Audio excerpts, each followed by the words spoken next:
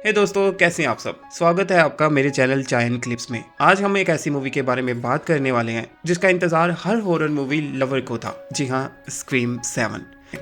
ये कोई आम स्लैशर मूवी नहीं है। इस बार की कहानी में एक ऐसा ट्विस्ट है जो आपके होश उड़ा देगा। क्या आपने कभी सोचा था कि जिस सर्वाइवर को हम पिछली मूवी में बचते देख रहे हैं वही इस बार एक नया मौत का खेल खेल रहा होगा। जी हाँ, इस मूवी में हम सिर्फ कहानी नहीं समझेंगे बल्कि उन हिडन क्लूज को भी पहचानेंगे जो शायद आपने मिस कर दिए हो। तो तैयार हो जाएं एक ऐसी रहस्यमयी जर्नी के लिए जहां हर फोन कॉल एक मौत का पैगाम है और हर नकाब के पीछे एक नया चेहरा छुपा हो सकता है। क्या गोस्ट फेस इस बार अपने मकसद में कामयाब होगा या फिर उसकी लेगेसी हमेशा के लिए खत्म हो जाएगी। चलिए शुरू करते हैं स्क्रीम 7 की ये खौफनाक दास्तान। तो दोस्तों, कहानी की शुरुआत होती है एक प्यारे से कपल से, स्कॉट और लिली से, जिन्होंने अभी अभी एक पुराना लेकिन बड़ा मेंशन खरीदा है। वो दोनों घर के अंदर आते हैं लेकिन माहौल में एक अजीब सी ठंडक और खामोशी है। और यहाँ दोस्तों हमें पता चलता है कि इस घर का पास्ट बहुत ही भयानक रहा है। यहाँ पहले भी कई कत्ल हो चुके हैं, लेकिन स्कॉट को तो इन सब बातों का कोई फर्क नहीं पड़ता क्योंकि वो तो बहुत ज्यादा केयरलेस बिहेवियर कर रहा है। यहाँ तक कि जहाँ पुलिस ने पुरानी डेड बॉडीज को मार किया था वो वहाँ लेट कर सेल्फी लेने लगता है। उसके लिए ये सब मजाक है। और दूसरी तरफ लिली को थोड़ा डर लग रहा है, लेकिन जैसे ही वो वॉशरूम जाती है तो उसे यहाँ पर एक नकाबपोश नजर आता है, वो मशहूर गोस्ट फेस। उसे देखकर वो डर जाती है और अपने हस्बैंड को वहाँ बुलाती है। जब दोनों वहाँ आते हैं तो देखते हैं कि वो गोस्ट फेस हिल रहा है। स्कॉट उसका मास्क उतारता है तो देखता है कि ये तो कोई एडवांस रोबोट है जो शायद घर की सजावट के लिए रखा गया है। शायद घर की थीम के साथ कंपेयर करने के लिए पुराने ओनर ने उसे यहाँ पर रखा होगा। खैर, वो दोनों राहत का सांस लेते हैं और डिनर का प्लान बनाने लगते हैं। लेकिन असली खेल तब शुरू होता है जब स्कॉट को एक अननोन कॉल आती है। अब कॉल करने वाला उन दोनों के बारे में सब जानता है। यानी पहले तो बातें फ्रेंडली होती हैं, लेकिन धीरे धीरे उसकी टोन काफी एग्रेसिव होने लगती है। वो उनसे एक क्विज पूछता है, यानी एक सवाल पूछता है और धमकी देता है कि आज तुम दोनों मरने वाले हो। खैर, ये लोग इस बात को इग्नोर करते हैं, लेकिन लिली जब स्कॉट को ढूंढने के लिए उस कमरे में जाती है जहां वो रोबोट था तो वहां एक और गोस्ट फेस आ जाता है। उसे लगता है कि ये स्कॉट उस पर प्रैंक कर रहा होगा, लेकिन तभी असली स्कॉट वहां आ जाता है। अब सवाल ये था कि अगर स्कॉट वहां है तो वो रोबोट के पास खड़ा तीसरा शख्स कौन है। अभी ये टेंशन चल ही रही होती है कि अचानक वो रोबोट जैसा दिखने वाला शख्स हरकत करने लगता है और स्कॉट पर हमला कर देता है। एक पल में ही वो अपने तेज नाइफ से स्कॉट का खात्मा कर देता है। लिली अपनी जान बचाने के लिए घर से भागना चाहती है। वो ऊपर जाती है और किसी तरह बदकिस्मती से वो लाइट के साथ लटक जाती है ताकि किलर उस तक ना पहुंच सके। अब सीन ये है कि उसकी पकड़ कमजोर होने लग जाती है। किलर नीचे आ जाता है और वो नाइफ को सीधा उसकी तरफ कर देता है। जब वो नीचे गिरती है तो नाइफ उसके आर पार हो जाता है। बस यहाँ पर किलर उसे छोड़ता है अधमड़ी हालत में और पूरे घर में पेट्रोल छिड़कना शुरू कर देता है। और फिर हम देखते हैं कि वो पूरे घर को आग लगा देता है। यानी उनको मारने के बाद अब उनके सपनों के घर को राख कर देता है। ये सीन काफी टेरिफाइंग होता है क्योंकि लिली अभी जिंदा होती है और वो बेचारी जिंदा ही जल जाती है। तो दोस्तों, स्कॉट और लिली की मौत के बाद कहानी हमें मिलवाती है शार्लेट से। वो एक यंग लड़की है जो अपनी नॉर्मल लाइफ जीने की कोशिश कर रही है, लेकिन उसकी माँ कैथी उस पर हर वक्त नजर रखती है क्योंकि कैथी का अतीत इतना खौफनाक रहा है कि वो अपनी बेटी को एक पल के लिए भी अकेला नहीं छोड़ना चाहती। तो दोस्तों, एक शाम शार्लेट अपने कमरे में अकेली होती है जब भी उसका बॉयफ्रेंड माइक खिड़की से अंदर आता है। दोनों एक दूसरे के साथ वक्त बिता रहे होते हैं कि अचानक कैथी दरवाजा खटखटाती है। कैथी को शक हो जाता है कि कोई अंदर है। माइक छुप जाता है, लेकिन कैथी उसे पकड़ लेती है। वो उसे घर से बाहर निकाल देती है और शार्लेट से नाराज होती है। तो दोस्तों, शार्लेट को लगने लगता है कि उसकी माँ ओवर प्रोटेक्टिव है, मतलब बहुत ज्यादा फिक्रमंद है। लेकिन दोस्तों, उसे नहीं मालूम कि उसकी माँ के दर्द की वजह बहुत गहरी है। अगली सुबह हम शार्लेट के पिता जॉन से मिलते हैं जो एक पुलिस ऑफिसर है। तो दोस्तों, मूवी के इस हिस्से में घर का माहौल थोड़ा सा टेंस दिखाया गया है क्योंकि शार्लेट जो है वो तो आजादी चाहती है, लेकिन उसके पेरेंट्स उसे खतरे से बचाना चाहते हैं। तो दोस्तों, इसके बाद शार्लेट अपनी यूनिवर्सिटी निकल जाती है जहां वो अपने दोस्तों से मिलती है। वो सब एक परफॉर्मेंस की प्रैक्टिस कर रहे होते हैं जहां उन्हें हवा में तार के जरिए लटक कर परफॉर्म करना होता है। लेकिन दोस्तों, असली दहशत तब शुरू होती है जब हमें वापस कैथी को अपने स्टोर में काम करते हुए दिखाया जाता है। उसे एक अननोन नंबर से फोन कॉल आती है। जैसे ही वो स्क्रीन देखती है उसके होश उड़ जाते हैं। स्क्रीन पर कोई और नहीं बल्कि वही पुराना दुश्मन था जो कैथी से कहता है, तुम्हें क्या लगा मैं मर गया हूँ? मैं अब भी जिंदा हूँ और मुझे तुम्हारे हर कदम की खबर है। और अब वो किलर उसे वीडियो कॉल पर लाइव दिखाता है कि वो इस वक्त शार्लेट की यूनिवर्सिटी के बाहर खड़ा है। वो तुरंत जॉन को कॉल करती है और खुद भी यूनिवर्सिटी की तरफ निकल पड़ती है। लेकिन दोस्तों अब तक बहुत देर हो चुकी थी। यूनिवर्सिटी के अंदर शार्लेट की दोस्त एंजेलिना प्रैक्टिस कर रही होती है। वो तार से ऊपर लटकी हुई होती है जब अचानक घोस्ट फेस वहां अपीयर होता है। बदकिस्मती से एंजेलिना वहां से हिल ही नहीं सकती थी।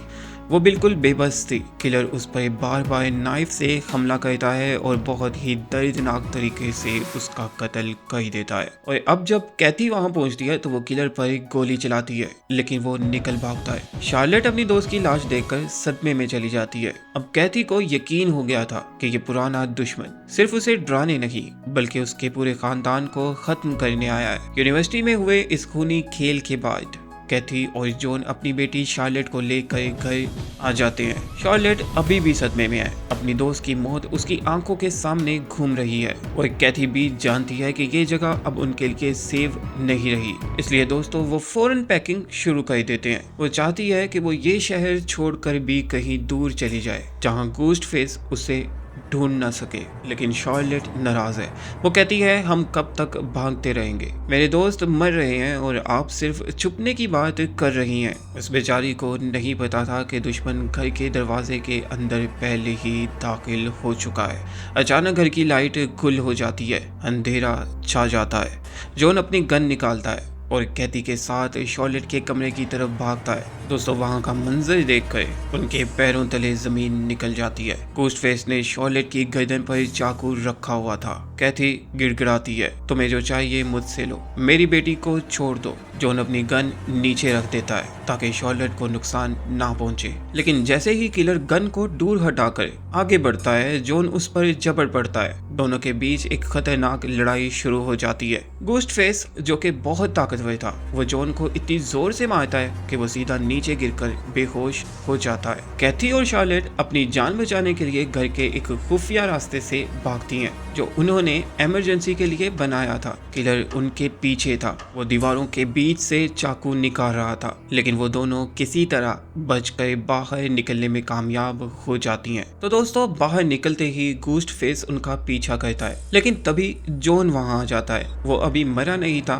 वो दोबारा किलर से भिड़ जाता है। शार्लेट हिम्मत दिखाती है और एक लकड़ी के टुकड़े से किलर पर हमला करती है, जिससे वो बीच सड़क पर गिर जाता है। तभी अचानक एक तेज रफ्तार कार आती है और वो घोस्ट फेस को कुचल देती है। माहौल में सन्नाटा छा जाता है। कार से एक लड़की बाहर निकलती है, अगेथा। वो कैथी की पुरानी दोस्त है और उसे घोस्ट फेस के इतिहास के बारे में सब पता है। सब मिलकर सड़क पर गिरे हुए किलर का नकाब हटाते हैं और सब हैरान रह जाते हैं क्योंकि एक अनजान चेहरा जिसे कोई नहीं पहचानता था सबको कत्ल कर रहा था। इसके बाद जॉन को लगता है कि डर खत्म हो गया है, लेकिन कैथी की आंखों में अभी भी खौफ था। वो आसपास खड़े हर शख्स को शक की निगाह से देख रही थी, यहाँ तक कि शार्लेट की टीचर और उसके बॉयफ्रेंड माइक को भी, क्योंकि वो जानती थी घोस्ट फेस कभी अकेला नहीं होता।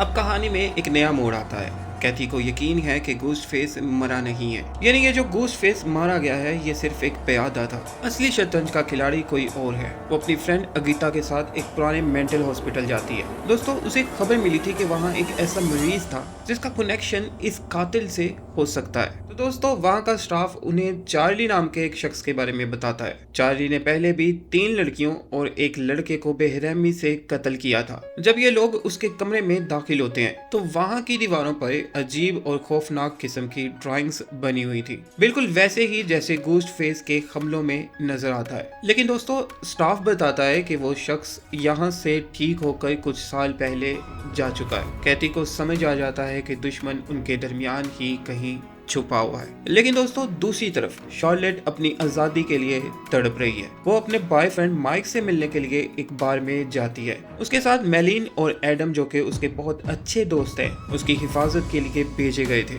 वो सब वहाँ एंजॉय कर रहे होते हैं, लेकिन उन्हें नहीं पता कि मौत उनका पीछा कर रही है। दूसरी तरफ जॉन जो घर पर अकेला होता है, उसे अजीब सी आवाजें सुनाई देती हैं, जहाँ घर में रिपेयर का काम भी चल रहा होता है। जब वो चेक करने जाता है तो अचानक घोस्ट फेस उस उस पर हमला कर देता है। किलर एक प्लास्टिक शीट का इस्तेमाल करके जॉन को पूरी तरह लपेट लेता है। जॉन बेबस हो जाता है, वो हिल भी नहीं सकता। घोस्टफेस उस पर लगातार नाइफ से स्टैब करता है और बहुत ही खामोशी से जॉन का खात्मा कर देता है। लेकिन जिस वक्त जॉन मर रहा होता है, दूसरी तरफ कैथी और अंगिता एक टीवी स्टूडियो में होती है जहां उनका लाइव इंटरव्यू चल रहा होता है। अंगिता जो कि एक मीडिया कंपनी में काम करती है, वो कैथी से उसके दर्दनाक माजी के बारे में सवाल करती है। कैथी जो कि बहुत अनकंफर्टेबल महसूस कर रही थी, लेकिन तभी स्टूडियो में बैठे हुए कैथी को वीडियो कॉल आती है। वही खौफनाक आवाज एक दफा फिर गूंजती है, तुम्हें क्या लगा, तुम अपनी बेटी को मुझसे बचा लोगी?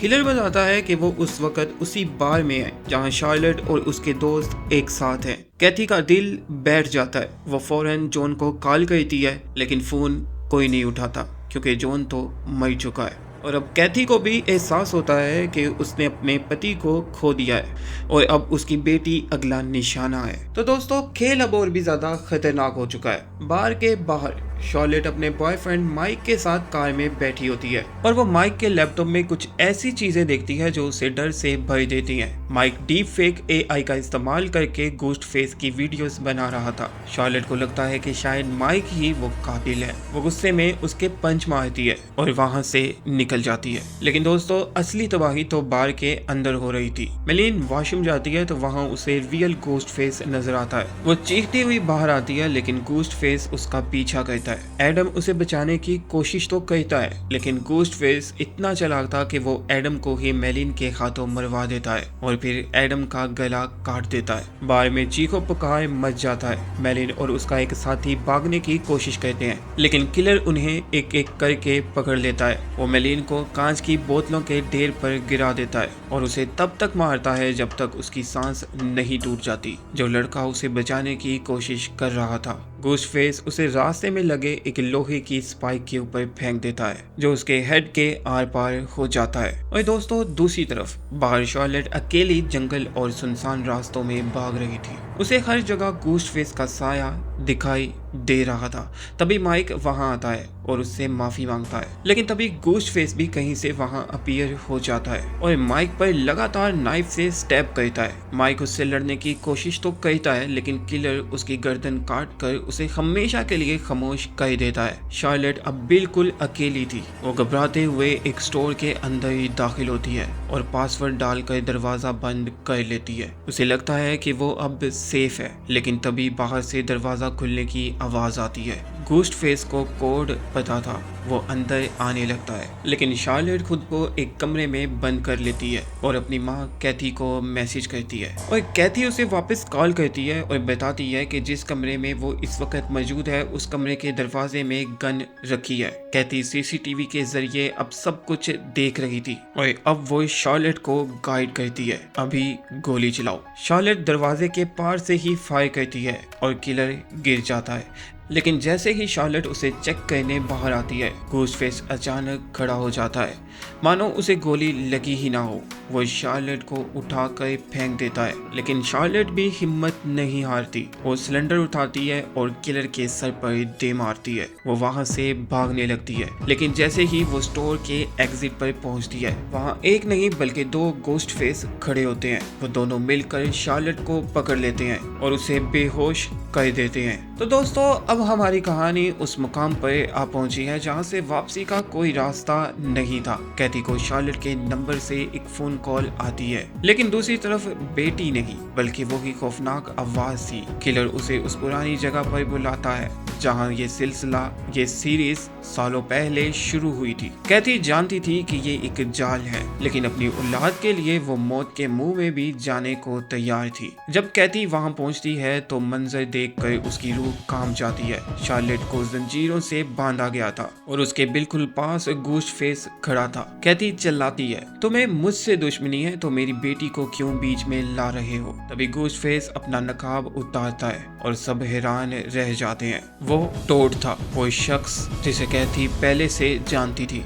वो बताता है कि वो कोई नया कातिल नहीं बल्कि उन पुरानी मूवीज और लेगेसी का फैन है जो इस कहानी को परफेक्ट बनाना चाहते हैं। उसके लिए ये सब एक खेल था जिसे वो अपने अंजाम तक पहुंचाना चाहता था, लेकिन ट्विस्ट अभी बाकी था। अंधेरे से एक और घोस्ट फेस निकल कर सामने आता है और अपने साथ जॉन को लाता है। जॉन की हालत बहुत ही बुरी थी, वो जख्मी था लेकिन अभी भी सांस ले रहा था। और जब दूसरे किलर ने अपना मास्क हटाया तो वो जेसिका निकलती है और वो कहती है, तुम्हारी वजह से मैंने अपना बेटा खोया है, अब तुम अपनी बेटी को अपनी आंखों के सामने मरते हुए देखोगी। कैथी समझ आती है कि अब बातों का वक्त खत्म हो चुका है। वो शार्लेट को इशारा करती है। जैसे ही जेसिका चाकू चलाने के लिए आगे बढ़ती है, शार्लेट अपने सर से उसे जोर से झटका देती है। इसी मौके का फायदा उठाकर कैथी अपनी गन निकालती है और सीधा टोड पर गोली चला देती है और टोड वहीं ढेर हो जाता है। लेकिन जेसिका चालाक थी, वो अंधेरे का फायदा उठाकर वहां से भाग निकलती है। कैथी अपनी बेटी को जॉन के पास छोड़ती है और उसे कहती है, फौरन एम्बुलेंस को कॉल करो,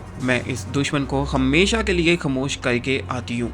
एक जो बदला चाहती थी और एक जो अपने परिवार की हिफाजत के लिए किसी भी हद तक जा सकती थी। दोस्तों, मैदान अब बिल्कुल साफ था। एक तरफ कैथी और दूसरी तरफ मौत का रूप धारे जेसिका, और अब दोनों के बीच लड़ाई शुरू होती है। जेसिका अंधेरे का फायदा उठाते हुए कैथी पर अचानक हमला करती है। दोनों एक दूसरे को काफी हद तक जख्मी कर देते हैं। एक लम्हा ऐसा आता है जब जेसिका अपना चाकू कैथी के बिल्कुल पास ले आती है। ऐसा लग रहा था जैसे कैथी का सफर यहाँ खत्म हो जाएगा, लेकिन तभी पीछे से एक गोली चलती है। शार्लेट गोली चलाती है। उसने अपनी माँ की तरह हिम्मत दिखाई और जेसिका पर फायर कर दिया। जेसिका जख्मी होने के बावजूद दोबारा उठने की कोशिश करती है। उसका पागलपन उसे अभी भी रुकने नहीं दे रहा था, जबकि कैथी और शार्लेट दोनों मिलकर उस पर गोलियों की बारिश कर देते हैं और जेसिका वहीं ढेर हो जाती है। घोस्ट फेस का ये नया खौफनाक चैप्टर हमेशा के लिए बंद हो जाता है। जल्दी ही वहाँ पुलिस और एम्बुलेंस पहुंच जाती है।